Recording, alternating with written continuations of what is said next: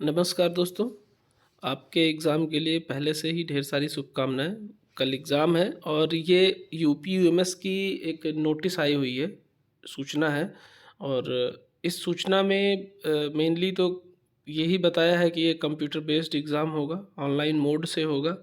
दोबारा इन्होंने क्लेरिफ़िकेशन दिया है बाद में, जिससे किसी को कन्फ्यूज़न ना रह जाए।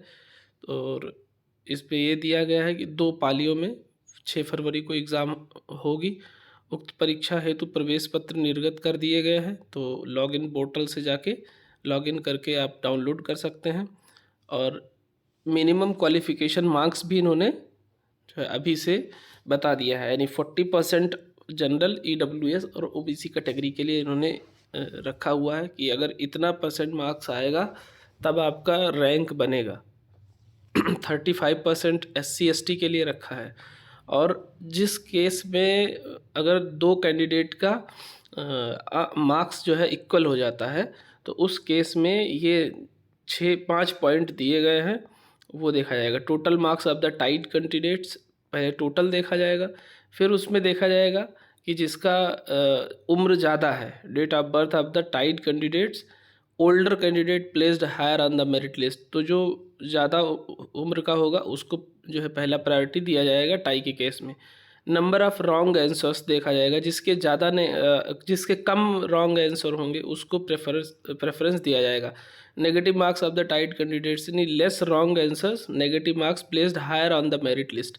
तो जिसके रॉन्ग आंसर कम होंगे, जैसे अभी कल मैंने डिस्कस किया था, तो नेगेटिव मार्क्स बहुत ज़्यादा इम्पैक्ट रखेगा इस रैंक पे।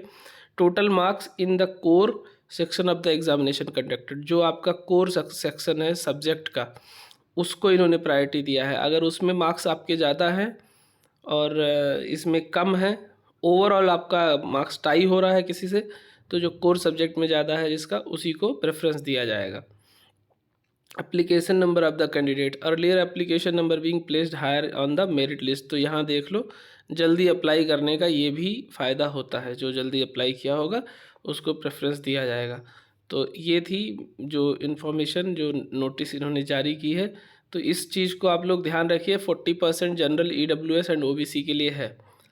तो क्यों 40% रखा है? क्योंकि इन्हें भी पता है कि हमें कैंडिडेट ही नहीं मिलेंगे अगर 50% रख देंगे। क्योंकि एम्स में 2-3 बार एग्ज़ाम हुआ, एम्स दिल्ली का, तो 50% लोग क्वालिफाई ही नहीं कर पा रहे थे, 50% का जो क्राइटेरिया रखा।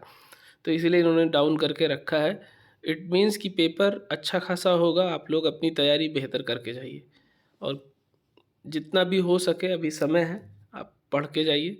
और ऐसा नहीं है, अगर आप नेगेटिव वाला जो है अटेम्प्ट कम करेंगे और अपने कोर सब्जेक्ट को स्ट्रॉन्ग करके जाएंगे, तो पक्का आपका सिलेक्शन होगा। और जो 40 क्वेश्चन है उसमें आप लोग 20 से 25 क्वेश्चन का टारगेट रख के जाएंगे तो पक्का होगा सिलेक्शन। ठीक है, मिलते हैं नेक्स्ट वीडियो में। Thank you.